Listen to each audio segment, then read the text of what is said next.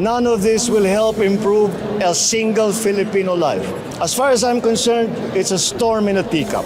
Hindi kagaganda ng pamumuhay ng mga Pilipino ang pagsusulong na impeachment kay Vice President Sara Duterte.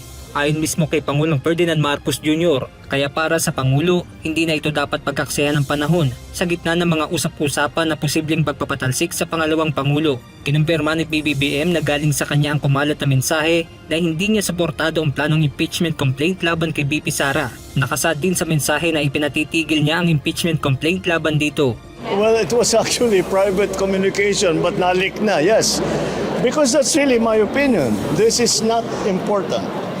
This does not make any difference to even one single Filipino life. Ayon pa sa Pangulo, makakaabala lamang sa Kongreso at trabaho ng gobyerno kung isusulong ang pagpapatalsik sa pangalawang Pangulo. What will happen to if somebody files an impeachment? It will tie down the House, it will tie down the Senate. It will just take up all the time and for what? For nothing.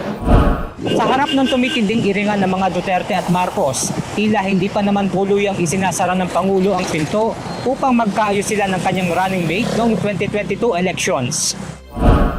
Sir, have you reached the point of no return, you and VP Sara, sir? Never say never. Benedict Samson, UNTV News and Rescue. Diyos ang aming sandigan, serbisyo publiko ang aming pinahahalagahan.